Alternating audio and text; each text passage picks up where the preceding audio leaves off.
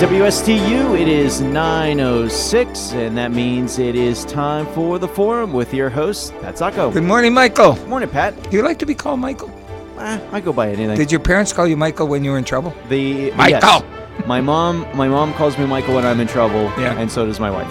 Yeah, I get the same thing. Yeah. Mm-hmm. My mother used to put my middle initial, my middle name. Oh, that's when you're really in trouble. Oh, boy. My father never had to call my name. He just caught me with his left hand, because that was a weaker hand. Mm-hmm. And then the right hand, never mind. I should have sent somebody over to talk to him about bullying. You know, we didn't have that at that point. You know, when I was a kid, we had a simple life. We didn't have orthodontia. Either you had buck teeth or normal teeth. We didn't have allergies. Either you had a cold all the time or you didn't. We didn't have learning disabilities because they sent you to wood or metal shop for the guys and beautician training for the girls. And the teacher would put you in the front row and kind of slap you if you weren't paying attention. So we didn't have ADHD either. That's bizarre. And we survived. And then all of a sudden we discovered all these things. And I'm thinking, wait a minute, we didn't have that when I grew up. It was a simple time. Playing Monopoly all morning out in somebody's backyard. It seemed like we were out there for 2 weeks and then we got called in for lunch. Now, the time goes by so fast. You notice as you get older, time seems to speed up on you on a day? Yeah, I've got very little concept of time in the first place. All right, I'm going to say good morning to and our bingo people, we only have 3 more times, Mike. 3 more Mondays, and then we take a break till October. That's it? I'm so happy they're not happy. No, they're not happy The women at all. who come, they'll say, well, you go in the summer. I said, no, because people that help me go away. By the way, we do this at a church, and not 1 cent goes to the church. Oh, fantastic. It all goes out to outreach. We're thinking about making another donation to House of Hope. They buy rice, like 1,000 pounds at a time. What do they do with the rice? Distribute it to hungry people. Oh, that's fantastic. Needy people. It used to be Jesus House of Hope.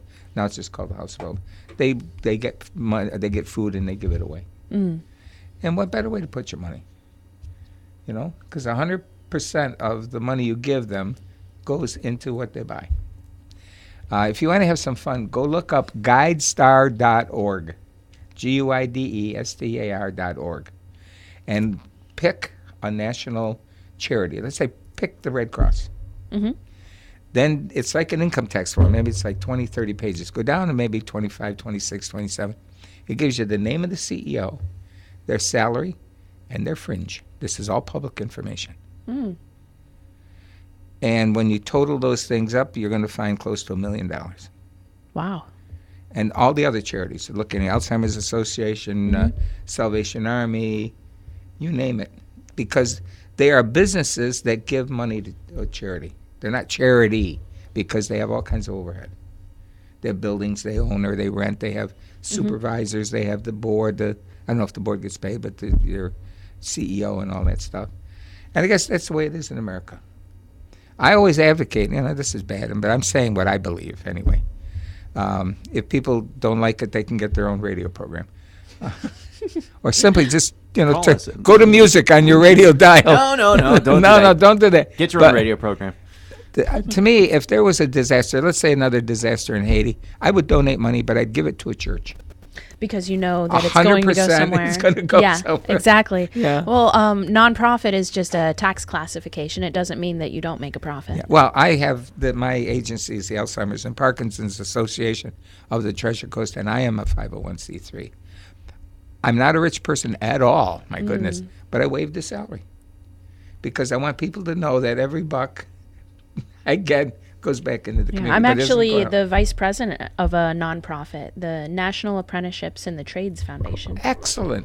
Oh, so I'm breaking your mic. I did this when I was a kid too. I touched things I wasn't supposed to touch. They snapped off. I got hollered at. Don't holler at me, Mike, please. Thank you. I'll holler at you off here. All right, I'm going to say good morning to Kay and Sheila and Betty and Sandy and Patricia and Cindy and CJ, and Naomi and Emily and Maggie. I love Maggie. Mag comes to our bingo. She's 88 years old, and she has a walker. And she's very slow with the walker. I wish I'd been at the scene. I would have taken this, and it would have gone viral on YouTube. She parked her car, and it was a slight incline. She got out and got the walker out of the back seat, set it down, went to get something in the front seat, and the walker started slowly going down the street. Oh, no. And here's Maggie. She can hardly walk, and she's waddling, going, "Stop, stop, stop." I said, "Maggie, what in the world made you think that the walker was listening to you?" I wish I did. Oh, that would have been a great film. She's such a sweetheart, and she takes all kinds of ribbing and bullying. Well, she sounds like no shrinking violet. But she wants attention. She'll take it. Won't we all? Stop, stop, stop. Anyway, I'm not going to stop. I'm going to start. I have a wonderful guest here this morning, and her name is. And why did I call you? I called you something else, didn't I? I think you were calling me Alice. Yeah, Alice. Well, Alice. No, I'm looking at you. Yeah, Alice fits you. Alice, I don't think it's so. a cool name. Well, maybe Now I'm going to have a problem with your last name. Plotsky. Plose. Crystal Plose. And Crystal, get this, audience. Crystal is a concrete artist. Now, don't turn your radio off. This is the most fantastic thing I've ever seen. This is like extreme art. If you've ever seen like chalk art on a sidewalk, all the different colors, everything, the depth and creation. Well, basically, Crystal does that, but on concrete, and it doesn't look like concrete. It looks like plank flooring. It looks like water. It looks like fish. And I love the little turtles you had in there, too. Yeah, thank you. She is an artist extreme, but works with concrete. Now, where did I find her? We have a network group up in Vero Beach, and she brought looked like about a 3x3 or 3x4 piece of plywood. And on that plywood, she had marble. It wasn't quite marble, though. But it was concrete. It was concrete and not marble. It looked like marble. Yeah. So what I'm doing is using the same state-of-the-art materials that contractors would use on driveways and pool decks and airports and restaurants all around the world, and that is my artist medium. So I'm an artist who's mastered a technical craft. Cool deck also? I can go over top your existing cool deck. Yeah, yes. right. Yeah. So you can put fish all around your backyard. Absolutely. That would be beautiful. Your pool outside. Or turtles or alligators. No, don't put alligators. No? I've done manatees, I've done fish, I've done stingrays and lobsters, and I can make it look like the water is shallow and then getting deeper, and then there's a school of colors of the different colors and the layering that I can achieve with these materials. It's really, really incredible. I saw that and I thought, I'm sorry we're not doing a video right now because she has on her tablet some phenomenal things, which obviously we can't show. But I'm going to direct people to you to get ideas. It's fabulous. Now, you go to a little tiny trade show in Vegas. Let's tell them about this thing. Okay, so every once in a while, it's actually 5 times a year. Which is not once in a while, but the organization actually moved to Florida, which is a lot easier now. But when I first started this organization, it was in Vegas, and it is number 1 in the Forbes magazine for being the number 1 must-attend entrepreneurial business organization in the world. So entrepreneurs from all over the world get together, and it's like a little family, and we study capital compliance and marketing and branding and cultural collaboration and viable ways to raise money and just real world stuff that you need to know. Fantastic. And some very influential, successful people go to these trade shows. Absolutely, yeah. The $500 million entrepreneur that she was sitting chatting with. Yes, absolutely. There are no bounds of class distinction with things like this. Absolutely not. It's just a connection of ideas and projects that you can. I think you could sit with this $500 billion guy and show him this thing, and he'd go, "Oh my God, wow." Well, he actually told me, he said that I exude success, and I was very flattered by that because of what he's accomplished, and he's not the type of guy who is a sarcastic man. So we know some of them, don't we? I'm not talking about you, Mike. No, I didn't say that. How dare you? But, you know, again, I'm in awe of creativity. I'm in awe of things that when I see them, I have this feeling, oh my God. I just get that, wow. And like I said, she came to one of our network meetings, which the idea is to get together, know people, get contacts and stuff. Look what it did for you already. And she pulled out a piece of 3x3, 3x4 piece of plywood. And on that plywood, there was marble. I thought, how could she put, no, it wasn't marble, it was cement. It was. With an epoxy. Well, it was concrete. So I'm sorry, concrete. Cement is an ingredient in concrete. Okay, I got. If anybody needed to know the difference, I had a little genius 3-year-old come to me and say, "Do you know the difference between turtles and tortoises?" What is it? 3-year-old. I said, "No." She said, "A turtle goes in the water. A tortoise doesn't." So when we see turtles on the road, they're not turtles. They're tortoises. Oh, yes. They're going to cross the street to stay in the grass and live there. But turtles go to the water. Little 3-year-old telling me this. I actually owned a tortoise that was about 3 feet long, and he probably stood about 2 feet high. It was an African spur thigh. Oh, how old? It must have been. It must have been 21 years old. I rehomed him to somebody who is taking way better care of him. But they live to be like 100. It's ridiculous, yeah. It's quite a commitment. If you ever take a cruise, go to the Western Caribbean and go to the Cayman Islands. There's a city called Georgetown. And Don't mind if I do. That's where the ship stops. And they have a turtle farm there. And my wife said, we're going to the turtle farm. I said, I'm not going to get off the ship and go to any stupid turtle farm. She said, okay, yes, you are. Well, we got in a bus and we went to Hell. Is that what the turtle farm was like? No, we stopped in Hell before we went. Oh, okay. Because there's a post office there that is Hell. Is it H-E-L. actually? It's actually called Hell. It's called Hell. So you can send a postcard to somebody from Hell. Oh. And they stamp it and everything. I think so that's I thought, a great okay, idea. I'm impressed. I've been to Hell and back. Thank you. I didn't want to stay there very long. Then we went to this turtle farm. It was the most fantastic thing I've ever seen. They grow turtles for food, for research, and for replenishing in the ocean. And these turtles are probably 3 feet across. I mean, they're huge. They cultivate. They're breeding ponds and stuff like that. And they cultivate. And when they get a certain size, they cancel school for the day. And all the children go down to the beach and they bring truckloads of these turtles. And the kid will pick up a turtle and take it to the ocean. That is and so they cool. put 4,000 turtles a year back in the ocean. Wow, I bet I've seen it. See, that's another wow. Like, what? Wow. What? I've been to Hell and I've been to this. I got back in the ship and said, oh, my God. It got me again. I see a lot of turtles when I'm diving. So that's a fair bit of research for me because I do a lot of the aquatic floorscapes. That's what I call the thing I do when I make the floor, and I call it a floorscape, like landscapes only on the floor. That's good. Yeah. Well, this woman is a very interesting thing. She has interest in art and business and decorative concrete, and her hobbies are, I'm going to save the first one for last, camping, diving, and roller derby. Are you one of those knock them out of the way elbow actually, people? you're not allowed to throw elbows at people. Oh, you're not? Yeah, the only way that you can hurt somebody is if they grab a hold of you as they fall. You're allowed to punch them in the face. Oh, okay. Yeah. Well, she looked like she was falling. Yes, I was on the All-Stars travel team. Did you nudge him with your shoulder or something? Yeah, Is that 4 years. And since I work with floors, it was really easy for me to get down really low and throw a shoulder like into somebody's thigh. Oh, right okay. above the knee. So that's the lowest you can hit somebody. It was my superpower. I'm getting a visual right now. Whack.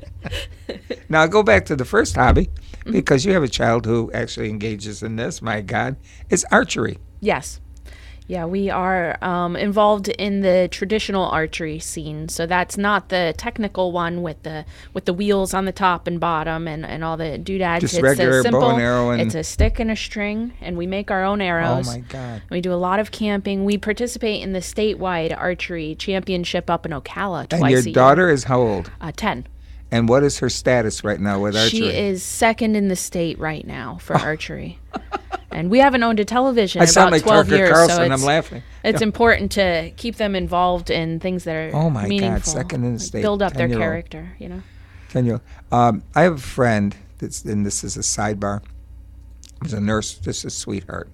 Ended up with breast cancer, and they were going to have to take her right breast. And she went home and told her husband, and she thought, "Oh, he's not going to love me anymore. I'm going to be mutilated." And and he was Greek, and she said to him, "They're going to take my right breast." And he smiled, and he said, "You're going to be my Amazon woman." Yes. Because the Amazon women had their right breast amputated as a status symbol, because when they pulled the bow back, the breast got in the way. Yes, if they took that breast out, well, don't go for surgery. Not me, but can you imagine that? What effect that had on the woman? I mean, she just was okay, fine. I'm okay with this now because he loves me. He gave me this little thing.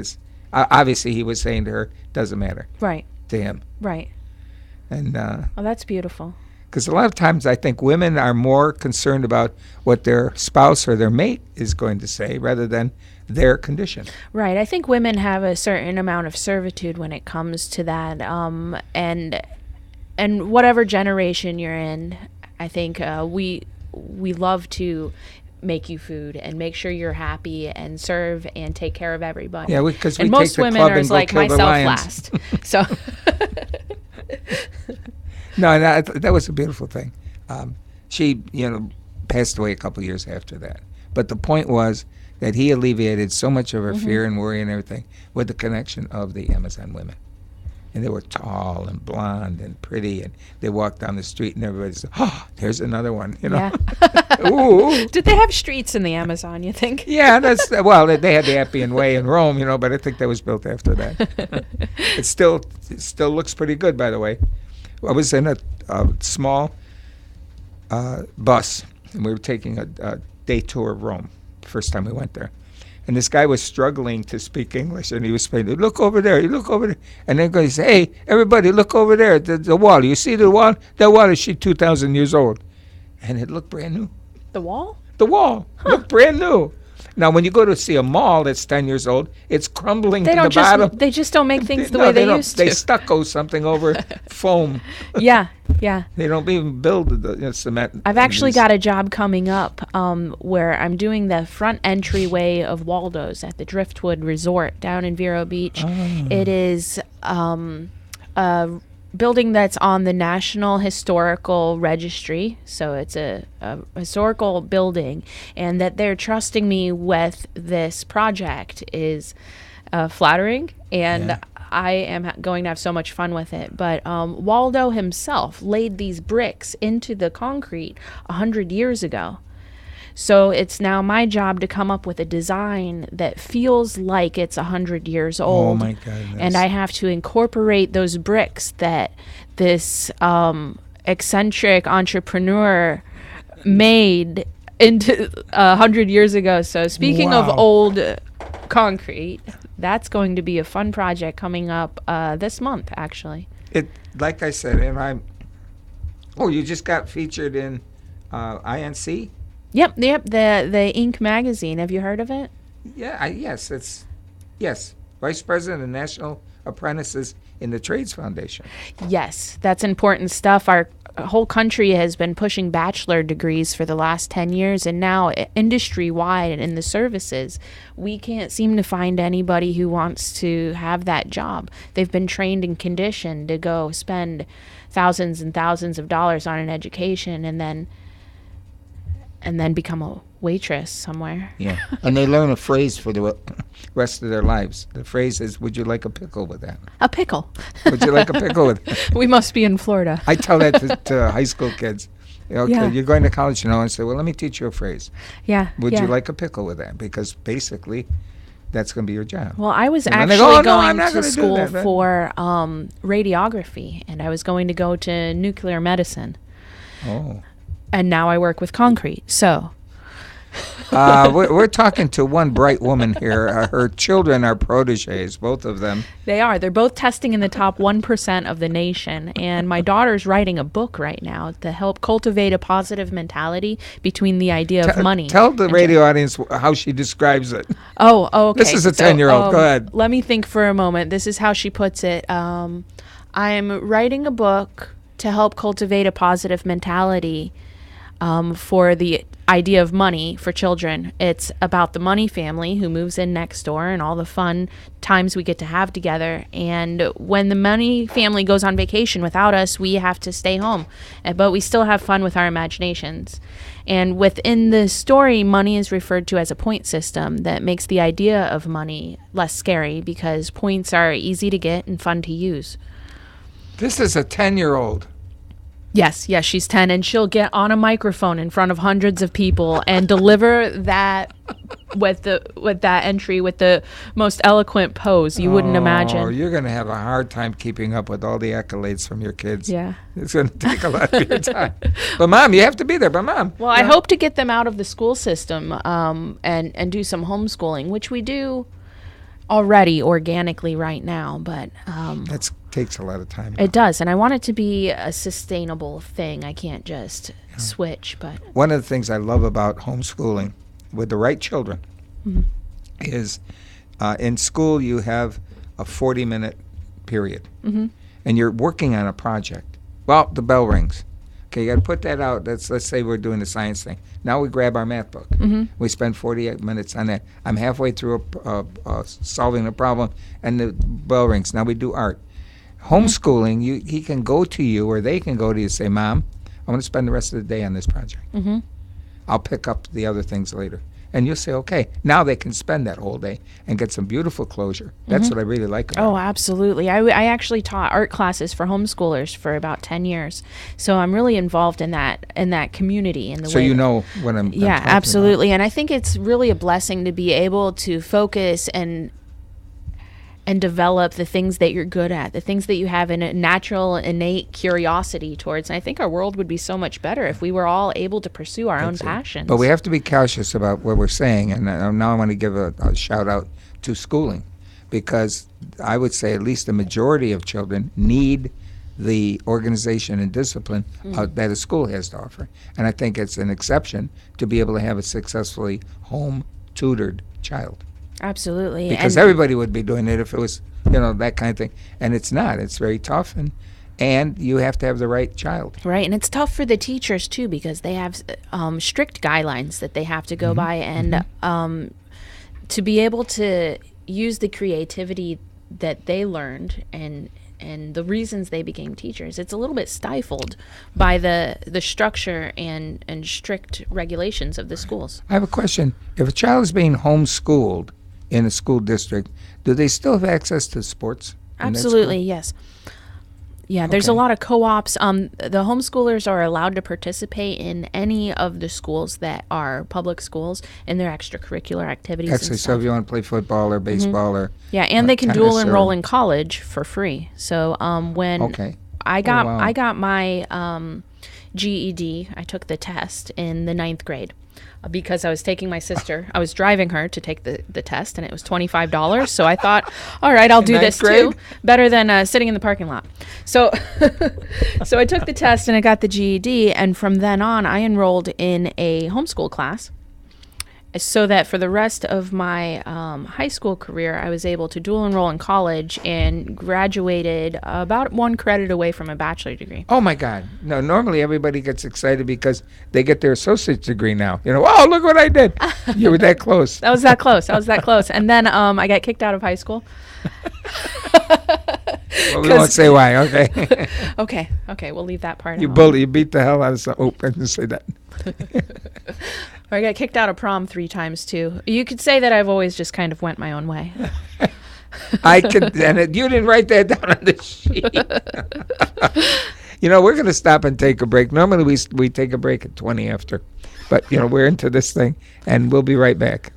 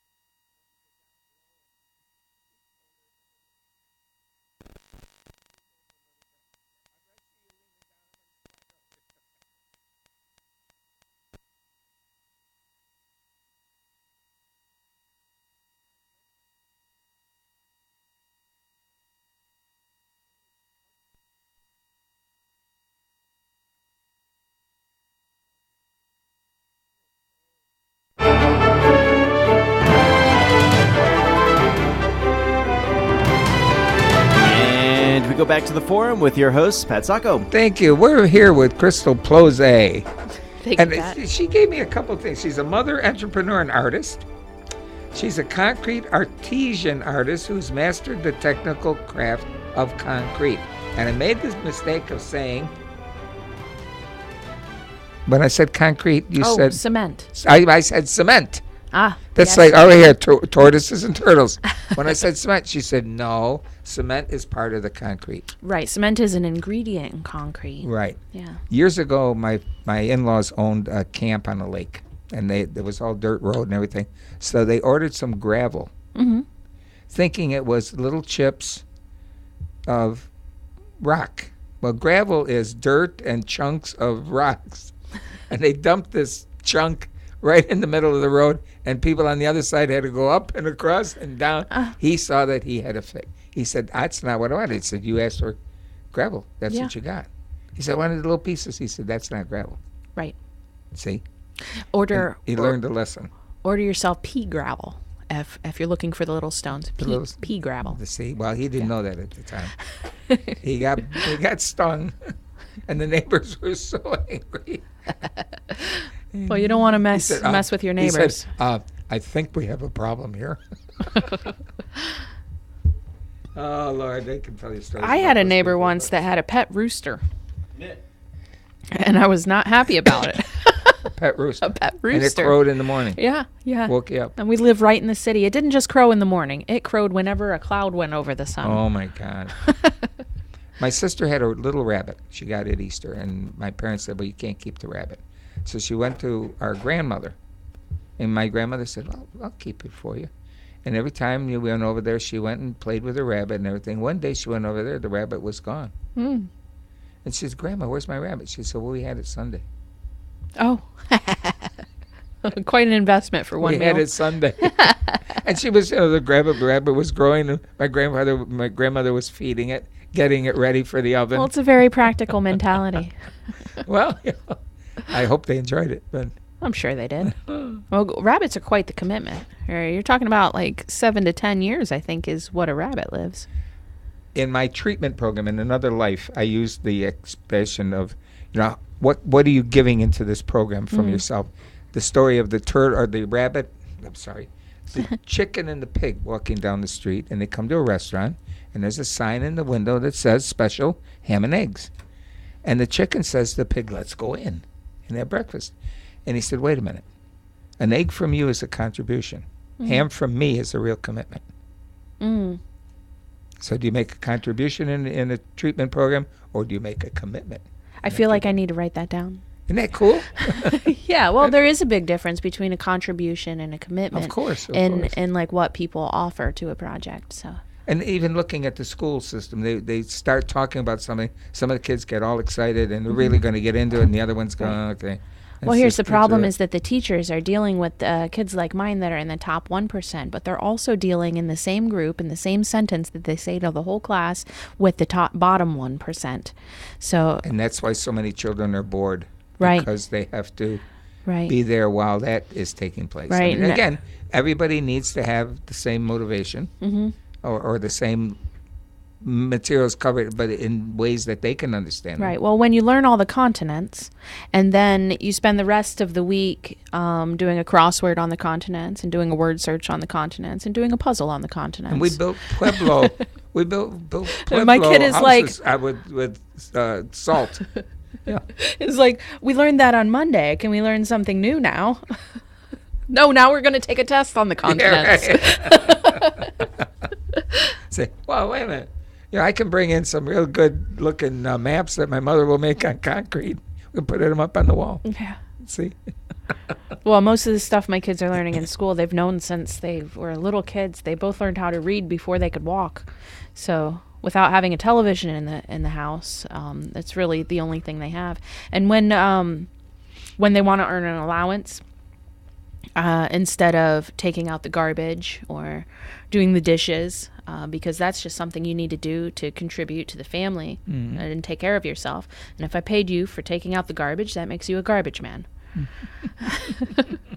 Do you want to be a garbage man? No, because I can't use my phrase. I can't ask for a pickle because there's probably a rotten one in there. But you know what? I pay my kids. I give them $5 for every book that they read and write me a report. Because I'll pay you to educate yourself, and you can have a way to earn some money. But I'm not going to pay you to take care of yourself because that's already required. Would you extend that to me? I'm an avid reader. Absolutely. I've got some books that I'm reading now that you could you would love. I'm a Kindle person. I'm actually reading. What are you reading right now, Pat? I'm reading Andrew Mayne, M-A-Y-N-E, who is a magician by trade. And he writes books and has not really magic in there, but he does a lot of explaining while this murder mystery kind of thing he's following through. He'll tell you, like when he was a kid, his grandfather and father raised him. And the grandfather was the magician extraordinaire and would explain about her going into a box on the stage and sawing through it, and then they open the box and it's empty and she's sitting in the back row. Wow, that's and cool. they explain how they do they that. Really? Yeah. Wow, yeah. I love it when you have books where you can right. read How stuff. did you do You that? learn things from it. And how to switch from hand to hand with things. And it's like the little 3-year-old, she was doing these things. She was a great pickpocket person. She'd hand somebody back. Maul Flanders. Hand somebody back their wallet. It's one of my favorite books. But yeah, so it's very interesting. He's written about 5 or 6 books. I think I'm on number 4. Oh, that's cool. I take an author now that I'm, quotes, retired, which I'm saying now I just don't get paid anymore for my work. But I'll take an author and I'll read everything. If I like a book of theirs, I read it all. I do the same thing. I'm on Simon Sinek right now, Leaders Eat Last. Oh. Yeah. Right now I'm reading less novels and more educational for the entrepreneurial things since I stay away from that. I get into novels. Yeah, like I Jeffrey gotta keep Deaver, my brain developing. who on wrote that. the Bone Collector. I've never heard of it. It's Denzel Washington was a crippled detective, and Angelique Jolie was his assistant years ago. Well, Deaver's written 34 books. I know that because I read them. Because you read them all. So I just take the author and beat it to death. Yeah. But it's fun. It's fun. Yeah, the one I'm reading right now, Eat Last, it's really an insight into the mentality of building teams. So that's just kind of where I am in my career right now, in building teams. And I want to create like this culture of artists that is creating a living in a sustainable and practical way, because that's the key to creating a living as an artist. And being an artist for a living, you don't have a very clear career path, to where if you want to be a doctor or a lawyer or pretty much anything else, you go to the counselor and they say, okay, first you do this, then you do this, and then you do this, and you become a doctor. And that's a career path. But for an artist, it's very indistinguished. So, and you're not going to make a living as an artist by painting pictures anymore. Not with technology the way it is. Can you get into an art show with small pictures of the fish, the turtles, the things, just like you would do a painting? I suppose I could set up a booth at an art show. Wouldn't that be interesting? Yeah. Right now, the shows that I've decided to get into this year is garden shows, because I do a lot of patios and pool decks, curb appeal sort of stuff, pool grottos, things, seat walls, countertops, things for outside, out of concrete, auto shows. Because I do a lot of garages, and I can do logos in the garage for your Mercedes-Benz or your Harley-Davidsons. Those are very cool. There's a big one coming up at Dyer Chevrolet. Oh, I'd love to be there. I think they had 150 cars last time. Wow, let me write it down. They're going to have more. Do you have a contact for that? You can just call Dyer, D-Y-E-R. Yeah, I think I will. Which is up on US 1. And then I'm also doing home shows, because what I do, that's kind of where my market is. People who want to do some home improvements. My dream car is a 56 red Chevy convertible. Oh, yes. And my wife gave me a birthday present. We went to Jupiter, and she had a guy who had one who was in an auto club there and spent the afternoon driving around in his car. Wow. I was just like in seventh heaven. And I said to him, I know this is lovely, but I don't have the $100,000 to buy a car like this. And he smiled. He said, no. He said, they're up to $170,000 now. Wow. But at 56, how many years ago? I'm not a math person. 61? I just make things look pretty. Is that 61 years? 61 years? What was it again? 56 Chevy. Talking to the mic. 56 Chevy. 56 Chevy to now. To now. He's got 60. the 8. You got to carry the 2. Yeah. 61 years old. I'll say 58. Yeah. Okay. And it still runs. Of course, it's been, probably new engine and stuff in there. But the front seat, you could put like 4 people in. It's a big bench seat, wide, huge, long car, huge trunk. I just sold a 77 MG Midget. Oh. Have you ever seen one of those? They are the cutest little tiny cars. And I think this season with all our snowbirds recently just scared me enough to sell the thing, because it's like driving a go-kart around out there. Mm-hmm. Did you notice how few cars are on the road this week? Yes, this My is the God. week. This is the Yes. week. Everybody's gone home. It's always the second week after Easter, and that's when my piece comes in. I have what's called a secondary season with the service personnel, and most of the trades. When all the snowbirds go home, then all the people here have the time to spend the money that they made. Well, we thank the snowbirds for coming, because they bring money and they buy things, and that tax goes into Tallahassee. Absolutely. And it prevents us from having a state income tax. I love the snowbirds. It's just- a huge piece of our economy. Let me ask you a couple questions here. Sure. What would you say is your most valuable resource? I would say feedback is my most valuable resource. You can think and plan and set goals and create systems, but it's all for nothing if you aren't open-minded enough to see things from a different point of view. I love that you wrote this here. Is there a right or wrong language to use in talking to clients? Absolutely. Body language, tone, and content. The right language will inspire them. The wrong language will make them stop listening before you even get started. That's And right. That's true with anything you're selling. Absolutely. You have to look at the person that you're trying to communicate with and emulate and speak on their level. If the person I'm talking to is talking about a lot of numbers, then I will in turn tell them all about my numbers. If somebody is talking about people and they're very heart-centered and talking, I'll tell them who's involved and what it means to them, So you and how flex their to emotional their, reactions will be. Yeah. Myers-Briggs, Yes. flexing. And I Yes. do the same thing. And I learned a lot the of fist, that. And, F-I-S-T. Yep. I do that. I did that as an administrator. I'd go into work and somebody would be a secretary and say, "Hey, good morning. How are the kids?" It's flex into the feeler mode, because the person was a feeler. Oh, yes. Somebody would come in and I'd say, "Where's that report?" They were a censor. They don't care about the come on. Right, exactly. Keep an intuitor on track. Keep a thinker talking, but flexing it, because administrators make everybody come into their mode. Well, he's cold and callous because he's a censor. But you measure it both in your regular mode and then under stress. Now, my regular mode, I'm a feeler. Under stress, I'm a censor. Okay. You give me a problem, I just stop and I get it done. Yes. I've got a big piece of that. I think that's my first piece, that ingenuity piece. If you tell me that you have a problem, I can fix it. If you tell me that this is how it's done, I'll be like, okay, you've got this. I'm going to go somewhere else. Okay, I'm going to teach you a technique. Okay. To talk to anybody who speaks English, no matter what their job is. I'm ready. Let's say he's a nuclear physicist. Okay. And you don't know very much about nuclear physics, okay? You can have a half-hour conversation with this guy. You can walk away and he's going to say, she was interesting. Because he says I'm a nuclear physicist. My question to him is, how do you put nuclear together with physics? And he's about this dynamo, whatever. Well, explain the dynamo to me. I'll take what he says and pull it and ask him a question back. And those type of people who have so They much love it. information, they love They to share their give, yes, information. and you don't know anything. You walk away, say, I still don't know anything, but I had a nice conversation. Yeah. It's fun. It's fun to do for that. Sure. I think after the ingenuitive piece of myself, I get down into strategic, and Right. I'm a list maker. Okay, when Documenter. a lot of people say to, this is wonderful, it's beautiful. What is it going to cost me? Basically, now I see it, I want it, but now I want to know the cost, because if it's prohibitive, thank you very much. Right.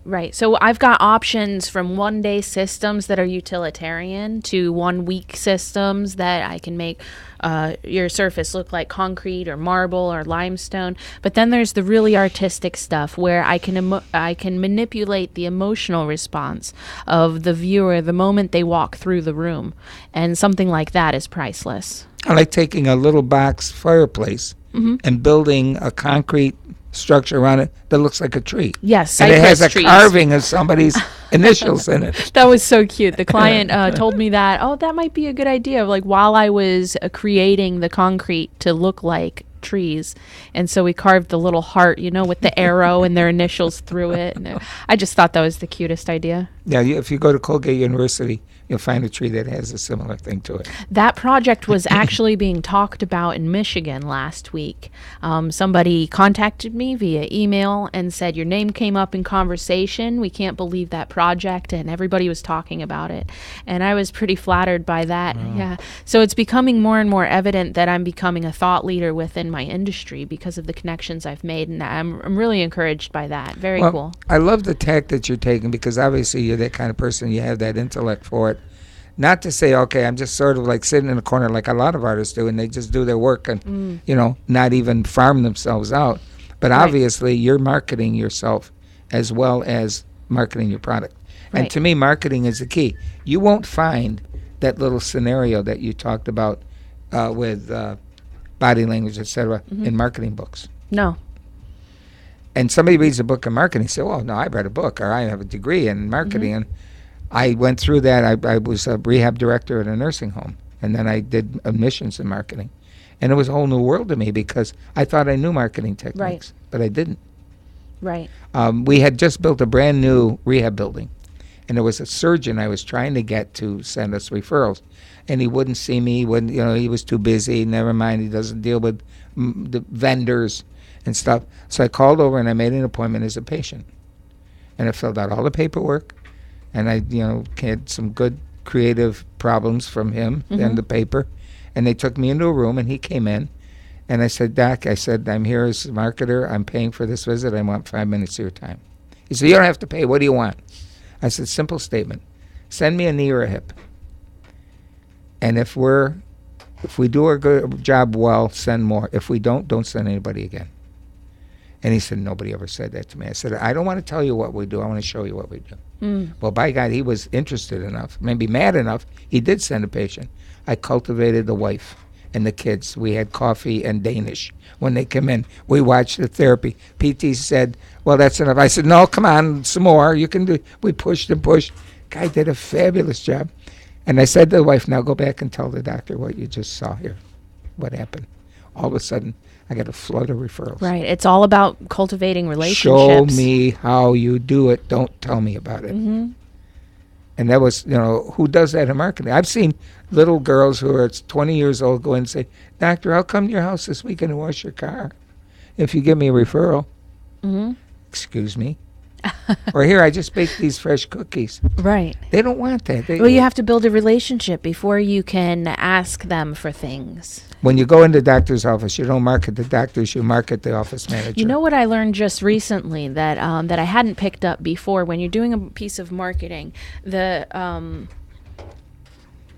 psychology of a good piece of marketing is anticipation, reward, uncertainty. So anticipation, can you imagine having your floor or pool deck look like wood without the costly maintenance that surface brings? So that's anticipation. Reward, you could have this with only 3 days of your time. Oh, well, that's a reward. And then a piece of uncertainty would be call now to lock in the schedule for the summer. Oh, I better call now. It's like spurs to action. Right. And again, as you told me before we went on the air, that the cost is very similar to putting tile or wood a nice tile in your house. And with my new boardwalk collection, I'm pretty excited to launch that this summer. We've chosen 5 different travel destinations from all over the world, whether it be, we've got a black sands collection from Maui. We've got pink sands from a Bonaire beach, Siesta Key, and Vero Beach plank floors. So this is a chance to get wood, water, and sand in your home. You have your very own private destination. Well, you mentioned the sand and the color. One of the ships we cruised on, there's a restaurant called 150, and they did salt samples from different countries. There was pink, black, white, yellow, and you just put a little bit of on bread with a little bit of oil and dipped it in and taste. Oh, and wow. each salt tastes different. You're making And me hungry, You can Pat. get that. You can get that on eBay or on the on I'm gonna Amazon. have to get myself some of that. You get a Just little stop by a samples of that. Mediterranean restaurant or But something. what beautiful differences of the salts. Yes.